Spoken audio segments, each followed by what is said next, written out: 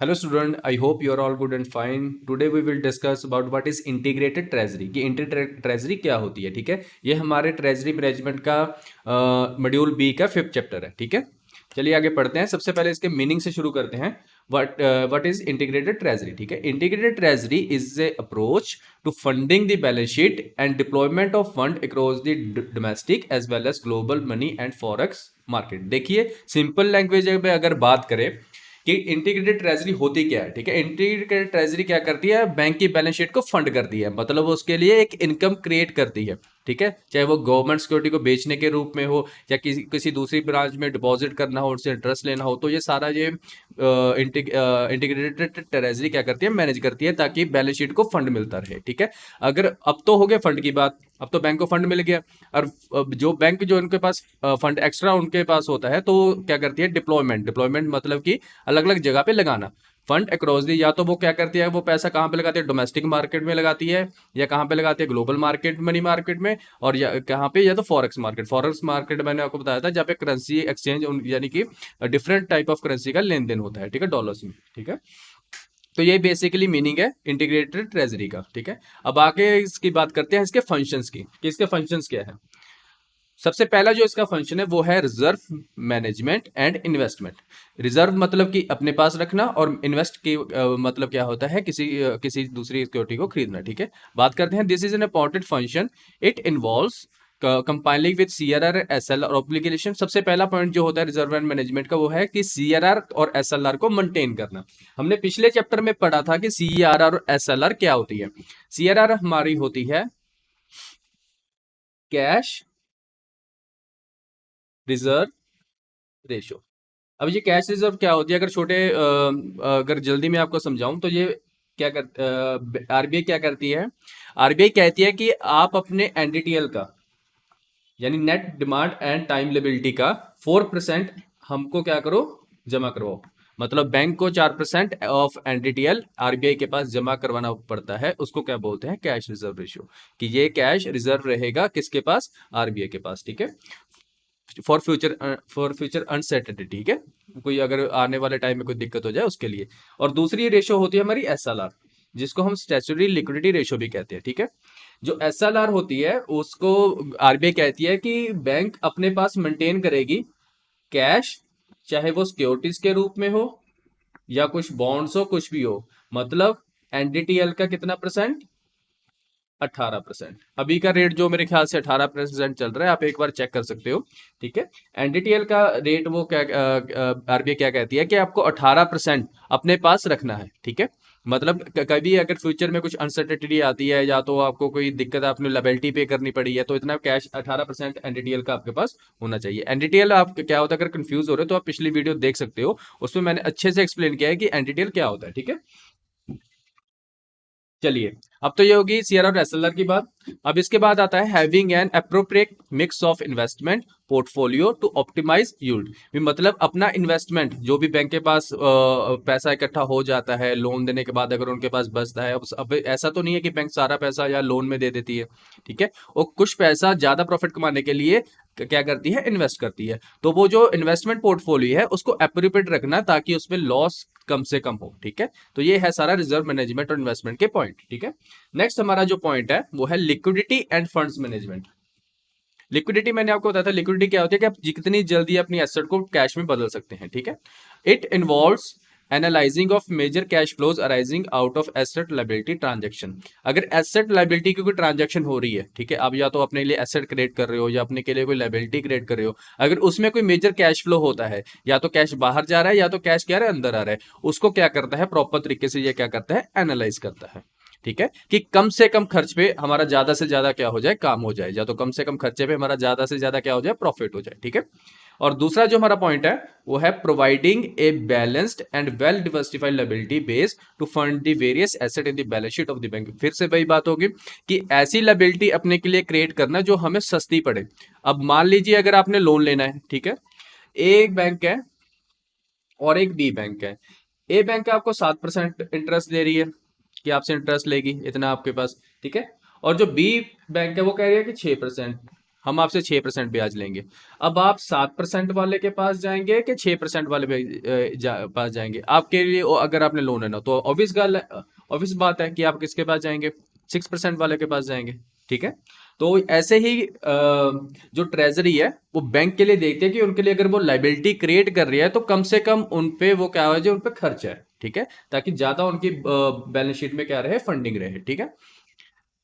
तो ये होगी बात हमारी लिक्विडिटी एंड फंड्स मैनेजमेंट की। ठीक है। अब आगे बात करते हैं हमारे एसेट लायबिलिटी मैनेजमेंट की। एसेट लायबिलिटी कितनी होनी चाहिए? ठीक है। अब ऐसा तो नहीं है कि अब हम अपने के लिए लायबिलिटी क्रिएट करी जाए और बैंक के पास एसेट ही ना हो। ठीक है। अगर बाई चांस अगर आने वाले टाइम में कोई दिक्कत आ जाए और वो लायबिलिटी को पे करने के लिए बैंक के पास पैसा ही ना हो, उसके पास एसेट ही ना, उसके पास सिक्योरिटीज ना हो या कोई दूसरे फिजिकल फॉर्म में कोई एसेट ना हो। ठीक है। तो जो एसेट लायबिलिटी मैनेजमेंट भी है वो भी ट्रेजरी, इंटीग्रेटेड ट्रेजरी ही देखती है। ALML calls for determining the optimal size and growth rate of balance sheet and also price the asset and liability in accordance with the prescribed guidelines। ठीक है। जो भी एसेट लायबिलिटी उन्होंने maintain करना होता है, उनकी वो गाइडलाइंस उनको पहले ही बैंक को मिल जाती है इंटीग्रेटेड ट्रेजरी के द्वारा। ठीक है। नेक्स्ट हमारा जो पॉइंट है वो है रिस्क मैनेजमेंट। देखिए रिस्क मैनेजमेंट क्या होता है। रिस्क मैनेजमेंट क्या होता है कि आने वाले समय में अगर कोई रिस्क है तो उसको मैनेज कैसे करें, सीधी भाषा में। ठीक है। Risk management integrated treasury manages all market risk associated with the bank liabilities and assets. The market risk और liabilities pertain to floating interest rate, interest हो गया, एसेट एंड लायबिलिटी मिसमैच हो गया। ठीक है। Market risk for asset can arise from. ठीक है। Market risk क्या होता है? जो भी सारे मार्केट रिस्क में आते हैं, जैसे आने वाले टाइम में किसी चीज का प्राइस चेंज हो जाएगा। ठीक है। अब इंटरेस्ट तो सेम नहीं रहते, वो डे बाय डे चेंज होते रहते हैं। तो ऐसे रिस्क को बचाने के लिए वो भी इस ऐसे चीजों को कौन टैकल करता है? Integrated treasury. किसके लिए टैकल करता है? बैंक के लिए। ठीक है। ताकि बैंक का जो काम है वो अच्छे से प्रॉपर तरीके से प्रॉफिटेबल वे में होता रहे। ठीक है। इसमें दो तरीके के रिस्क होते हैं। जिसमें सबसे पहले unfavourable change in interest rate. जो भी इंटरेस्ट डायनामिक होता है वो ऑटोमेटिकली एक ना हफ्ते बाद आरबीआई की गाइडेंस के अंदर चेंज होता रहता है। ठीक है। दूसरा जो रिस्क होता है वो कौन सा होता है? Increasing level of disintermediation. Disintermediation क्या होता है? कि मिडिल मैन को कम करना। ठीक है। कि जो भी जितने मिडिल मैन कम होंगे उतना ही हमारे लिए खर्चा कम होगा। ठीक है। तो ये भी एक तरह का रिस्क ही होता है। ठीक है। थर्ड हमारा पॉइंट है securitisation of asset. Securitisation of asset मतलब the conversion of an asset specially a loan into marketable security typically for the purpose of raising fund for raising cash by selling them to other investor. ठीक है। Securitisation क्या होता है? हम अपने पास क्या कोई भी एसेट को रख लेते हैं, उसको फिर कैश में बदल के लोन किसी को दे देते हैं। ठीक है। तो ऐसे में जो कोई रिस्क होता है वो उसको भी कौन मैनेज करता है? अपनी इंटीग्रेटेड ट्रेजरी। ठीक है। तो ये रिस्क मैनेजमेंट की बात होगी। तो हमारा नेक्स्ट पॉइंट है ट्रांसफर प्राइसिंग।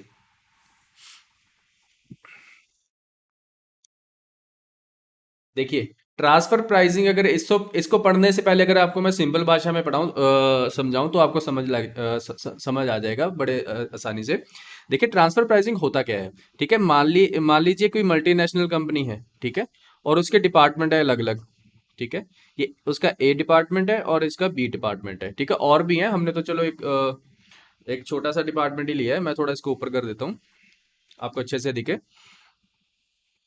ठीक है। कोई मल्टीनेशनल कंपनी है और उसके दो डिपार्टमेंट है, एक ए और बी। ट्रांसफर प्राइसिंग क्या होता है? मान लो मल्टीनेशनल कंपनी ने कोई कोई कोई प्रोडक्ट बनाया है या कुछ है, वो आगे अपनी ए वाली को कहेगा, पार्टी को जो उनकी ए ब्रांच है उसको कहेगा कि आप ये $40 में या ₹40 में आगे बेचो अपनी बी वाली को, अपनी बी वाली डिवीजन को। ठीक है। बी वाली डिवीजन क्या करेगी? उन्होंने 40 में खरीद ली, वो आगे की फाइनल कस्टमर को कितने में बेच देगी? 60 में। अब मान लीजिए ये 40 वाली चीज इन्होंने बनाई हो 20 रुपए की। ठीक है। इन्होंने मान लो ये 40-20 रुपए की बनाई थी, तो ए वाली को कितना प्रॉफिट हो गया? 20 प्रॉफिट हो गया ऑलरेडी। और उन्होंने दूसरी अपनी डिवीजन को कितने में बेच दी? 40 की 60 में। तो मतलब दूसरी वाली को भी कितना प्रॉफिट हो गया? 20 का। तो उन्होंने फाइनल कस्टमर को 20, तो टोटल उनका प्रॉफिट कितना होगा? 40। ठीक है। तो ऐसे ट्रांसफर प्राइसिंग काम करता है। आपकी जो मल्टीनेशनल कंपनी है, बड़ी बड़ी कंपनी है, वो अपने ही जो कि उनकी कंपनियां होती है उनको कहते हैं कि आप आपस में ट्रांसफर वो कर लो, क्या बोलते हैं, प्राइस अपने आपस में ट्रांसफर कर लो, ताकि ज्यादा से ज्यादा प्रॉफिट हो जाए और टैक्स से भी बचा जाए। ठीक है। तो ये मेन मुद्दा होता है ट्रांसफर प्राइसिंग है। ऐसे ही बैंक में होता है। ठीक है। तो transfer pricing, the treasury has to ensure that the funds of the banks are deployed optimally, because जो भी फंड्स है बैंक के वो अच्छी जगह पर इन्वेस्ट हुए हों, विदाउट सेक्रीफाइस यील्ड और लिक्विडिटी। किसको सेक्रीफाइस किए बिना? लिक्विडिटी और यील्ड मतलब है ना रिटर्न, जो कि हमारा पैसा जो इंटरेस्ट वगैरह उनको मिलता है, ठीक है। An integrated treasury unit has an idea of the bank overall funding needs as well as direct access to various market, like money market भी access होता है, capital market होगी, forex market होगी, credit market होगी।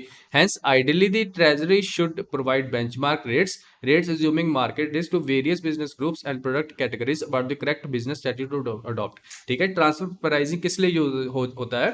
ताकि आने वाले समय में जो भी स्ट्रेटजी अपनाई जाए वो सही तरीके की स्ट्रेटजी अपनाई जाए, ठीक है। आपको ट्रांसफर प्राइसिंग में अगर कोई दिक्कत है तो आपको मैं एक बार फिर आपको बता देता हूँ कि जैसे कोई मल्टीनेशनल कंपनी है, उनकी अगर दो ब्रांच है, ए और बी, अगर मान लो कि ए ने आपके लिए प्रोडक्ट बनाया है 40 रुपए का बनाया है और ए 60 रुपए को वो आगे बी को बेच रही है, ठीक है। तो ऑलरेडी ए का प्रॉफिट हो गया 20, ठीक है, 20 रुपए ऑलरेडी ए ने कमा लिए, ठीक है। अब आगे उन्होंने बी ने कितने में खरीदा? 60 में, तो बी आगे क्या करेगी? उसको 80 में फाइनल कस्टमर जो भी हो गए उनको क्या करेगी? बेच देगी। तो उन्होंने 60, तो उन्होंने भी क्या था 20 का प्रॉफिट कमा लिया, ठीक है। तो ओवरऑल एमडीएस हमारी इंटर ब्रांच की उनकी कंपनी को कितना प्रॉफिट हो गया? 40 रुपए, ठीक है। तो ये होता है ट्रांसफर प्राइस करने से पैसा कमाना, ज्यादा पैसा कमाना। तो इसके दो मैंने आपको बेनिफिट बताए हैं। सबसे पहला बेनिफिट क्या है कि या तो वो प्रॉफिट ज्यादा कमाएंगे और दूसरा वो टैक्स से क्या रहेंगे? बचे रहेंगे, ठीक है। चलिए, ये तो हो गया हमारा ट्रांसफर प्राइसिंग। अब बात करते हैं आर्बिट्रेज क्या होता है, ठीक है। ये भी बहुत इंपॉर्टेंट पॉइंट है। Arbitrage, treasury units of banks undertake arbitrage by simultaneous buying and selling of the same type of asset in two different market in order to make profit. इसमें क्या होता है आर्बिट्रेज में? मान लीजिए कोई आपके पास सिक्योरिटी है, ठीक है, कोई भी सिक्योरिटी है, मान लो इंस्ट्रूमेंट है, बॉन्ड है, कुछ भी है, तो आप उसको डिफरेंट मार्केट में चेक करोगे। जैसे कोई अपनी मनी मार्केट होगी, कैपिटल मार्केट होगी, फॉरेक्स मार्केट होगी, या किसी भी तरह की मार्केट में आप चेक करोगे। सबसे बेस्ट प्राइस जो आपको मिलेगा, ठीक है, तो आप तो उसी मार्केट में उसको बेचेंगे, ठीक है। यही काम आर्बिट्रेज का होता है, ठीक है। मतलब कि buying and selling of the same type of asset in two different market in order to make profit. कि अलग अलग मार्केट में क्या करते हैं, उसका प्राइस कंपैरिजन करना, फिर सबसे जिसमें बेस्ट होगा उसमें वो सिक्योरिटी को बेच देना या खरीद लेना, जैसे भी उनको प्रॉफिटेबल लगे, ठीक है। तो ये है आर्बिट्रेज, ठीक है। नेक्स्ट हमारा जो पॉइंट है वो है कैपिटल एडुकेसी, ठीक है। कैपिटल एडुकेसी क्या होता है? The capital adequacy ratio set standards for bank by looking at banks ability to pay liabilities and response to credit risk and operational risk. देखिए कैपिटल एडुकेसी क्या होती है, देखिए इसको कैपिटल एडुकेसी रेशियो भी कहते हैं, ठीक है, जिसको कैपिटल एडु CAR भी बोलते हैं, ठीक है। कार, वो वाली चलाने वाली कार नहीं, इसमें इसकी फुल फॉर्म होती है कैपिटल एडुकेसी रेशियो, ठीक है। कैपिटल एडुकेसी रेशियो मतलब वो रेशियो होती है बैंक की जिससे बैंक को अगर कोई दिक्कत है कि उसके पास इतना कैश पड़ा हो कि वो उसको पे ऑफ कर दे, ठीक है।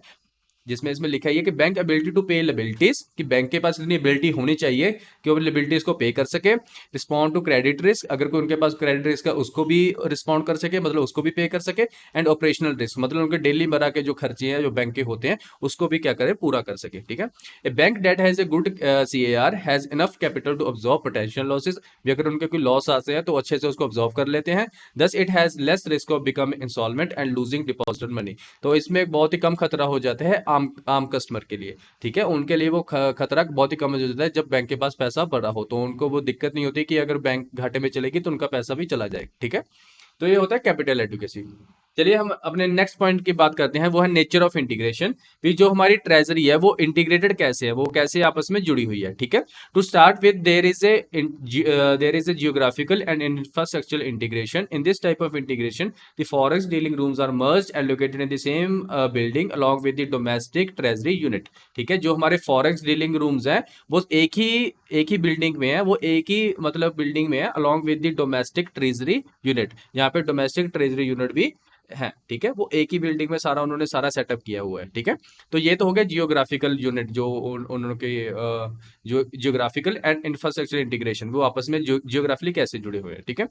अगर अब बात करें अंडर हॉरिजॉन्टल इंटीग्रेशन, ठीक है, वो हॉरिजॉन्टली अपने ट्रेजरी आपस में कैसे जुड़ी है? The dealing trading rooms engaged in the same trading activity abroad under the same policies, hierarchy, technologically and accounting platform. देखिए जिनके सेम काम है, ठीक है, जैसे जिनकी सेम पॉलिसीज है, ठीक है, जिनकी टेक्नोलॉजी सेम है, जिसका अकाउंटिंग प्लेटफॉर्म सेम है ट्रेजरी में, ठीक है, ऐसे डिपार्टमेंट्स को उन्होंने क्या किस में रखा है? हॉरिजॉन्टल इंटीग्रेशन पे, वो अपने ही हॉरिजॉन्टली काम करेंगे, ठीक है। अब बात करते हैं वर्टिकल इंटीग्रेशन की, कि ऊपर से नीचे तक।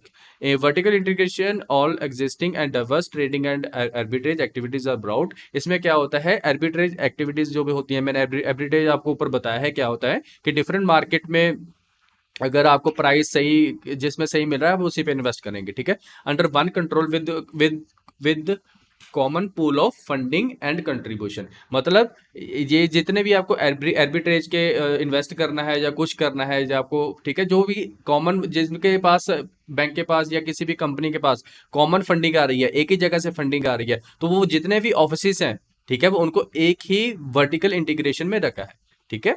तो मेन यही है। तो नेक्स्ट हम बात करते हैं बेनिफिट्स ऑफ इंटीग्रेशन। जो भी अब इंटीग्रेशन हुई है तो इसके बेनिफिट्स क्या हैं, ठीक है। The basic object of integration is to improve portfolio, कि इससे पोर्टफोलियो क्या होता है, जो हमारी डिफरेंट टाइप ऑफ इन्वेस्टमेंट अपने की हुई है वो क्या रहे, प्रॉफिटेबिलिटी में रहे, एंड रिस्क इंसुलेशन, उनमें क्या हो, कम से कम रिस्क हो।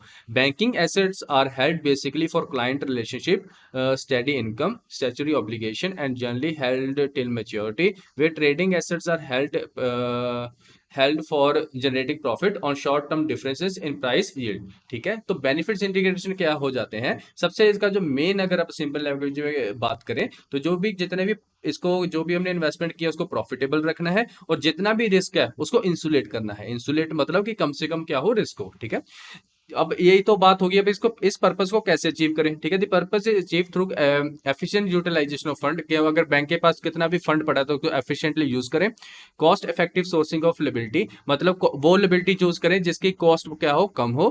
प्रॉपर ट्रांसफर प्राइसिंग, मतलब जो ट्रांसफरिंग प्राइसिंग है, मतलब कि जब मैंने आपको पहले बताया था कि एक मल्टीनेशनल कंपनी अपनी अंदर की ब्रांचेस को ट्रांसफर प्राइस कर देती है प्रॉफिट के लिए, वो प्रॉपर तरीके से हो। अवेलिंग आर्बिट्रेज अपॉर्चुनिटीज, अगर कोई आपको अपॉर्चुनिटी मिल रही है डिफरेंट मार्केट में, आपको डिफरेंट रेट, सस्ते रेट मिल रहे हैं, तो उसकी अपॉर्चुनिटी को पहचानो।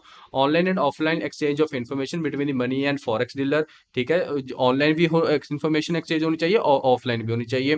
Single window service to customer, भी एक ही विंडो के अंदर सारे कस्टमरों को सारी सर्विसेज मिल जाए। तो ये सारे अगर हम तरीके अपनाएंगे तो हमारे इंटीग्रेशन का बेनिफिट बहुत ही हो जाएगा, हमारी कॉस्ट कटिंग बहुत हो जाएगी, हमारा जो प्रॉफिट होगा वो बढ़ जाएगा, ठीक है। तो ये हमारा इंटीग्रेशन के बेनिफिट्स, ठीक है। अब बात करते हैं स्ट्रक्चर, कि इंटीग्रेटेड ट्रेजरी का स्ट्रक्चर कैसा है, ठीक है, वो कैसे काम करती है, ठीक है। सबसे पहला जो उसका स्ट्रक्चर में आता है, the treasury branch is manned by the front office, mid office, back office. इसमें तीन ऑफिसेस हैं, ठीक है। सबसे पहला है फ्रंट ऑफिस, हम फ्रंट ऑफिस की बात करते हैं। The dealers and traders constitute the front office in the course of their buying and selling transaction, they are the first point of interface with the participants in the market. देखिए front office का main काम क्या है, invest करना, ठीक है। कोई भी अगर इन्वेस्टमेंट हो तो वो कौन देखता है, फ्रंट ऑफिस, ठीक है। सबसे जो मेन काम जो काम है वो फ्रंट ऑफिस का है, इन्वेस्ट करना। उन्होंने डिफरेंट डिफरेंट मार्केट में क्या करते रहना है, देखते रहना है कि सबसे बढ़िया ज्यादा अच्छी अपॉर्चुनिटीज उनके पास कौन सी मार्केट में मिल रही है और कहाँ पे पैसा इन्वेस्ट करना है। तो मेनली जो काम है वो फ्रंट ऑफिस वालों का है, ठीक है। अब बात करते हैं मिड ऑफिस।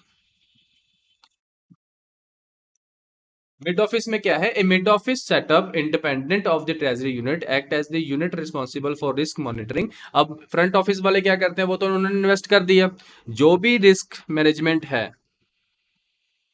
ठीक है, अगर सिंपल में जो भी रिस्क मैनेजमेंट है वो सारा काम किनका है, मिड ऑफिस वालों का। अब फ्रंट ऑफिस वाले तो अपना इन्वेस्टमेंट करके भैया जी हम तो बैठ गए हैं, ठीक है। अब वो तो जो उन्होंने अपनी जो दिक्कत थी वो अपनी तो दूर कर ली है, उन्होंने अपने जो सांप डला हुआ था ना उनके गले में, उन्होंने अपना उतार दिया है। अब उसके बाद जो होगा रिस्क होगा वो कौन देखेगा, मिड ऑफिस वाले, ठीक है। तो मिड ऑफिस वाले को मॉनिटर मेजर करते रहते हैं कि फ्रंट ऑफिस वालों ने अच्छी इन्वेस्टमेंट की है नहीं की है, उनको गाइड करते हैं, बहुत सारी दिक्कतें हैं, ठीक है। Measurement and analysis of report directed to the top management, अगर उनको टॉप अपनी रिपोर्ट्स बनाई है तो उसको टॉप मैनेजमेंट को देना, ठीक है। तो ये सारी बातें कौन करते हैं? मिड ऑफिस वाले। ये सारे काम किसके अंदर आते हैं? मिड ऑफिस के अंदर आते हैं, ठीक है। हमारा जो लास्ट ऑफिस है वो है बैक ऑफिस, ठीक है। बैक ऑफिस की अगर बात करें तो सीधा इनका काम है अकाउंटिंग, ठीक है। अब ऑफिस फ्रंट ऑफिस वालों ने इन्वेस्टमेंट कर दी, ठीक है। मिड ऑफिस वालों ने उनको मॉनिटर कर लिया, उनको गाइड कर दिया, पर उनकी जो ये कागजी कार्रवाई है, अगर उनकी को अकाउंटिंग है, उनका डेबिट क्रेडिट है, कौन सी अकाउंट डेबिट हो रहा है, कौन सा क्रेडिट, सारा कौन देखते हैं? बैक ऑफिस वाले। बैक ऑफिस का जो मेन काम होता है वो अकाउंटिंग का होता है। The back office undertakes accounting settlements and conciliation operation. Reconciliation क्या होता है? कि किसी दो खातों को आपस में मैनेज करना या सेम करना, ठीक है। तो audit group independently inspects audit daily इन ऑपरेशन, वो ऑडिट भी करते हैं, ठीक है, बैक ऑफिस वाले, चाहे वो मिड ऑफिस के ब्रांच में चले जाएं, चाहे वो फ्रंट ऑफिस वाले के पास चले जाएं, in the treasury department to ensure adherence to internal regulatory system and procedure. मतलब कि जो सारा काम है वो रेगुलेशंस के अंडर हो रहा है कि नहीं हो रहा है, ठीक है। तो ये बैक ऑफिस वालों का काम है, ठीक है। आई होप ये आपको इनका जो भी स्ट्रक्चर है वो अच्छे से समझ आया होगा।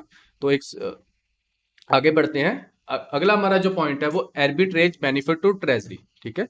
जो आर्बिट्रेज हमने पढ़ा था कि उसका बेनिफिट क्या होता है ट्रेजरी डिपार्टमेंट को, ठीक है।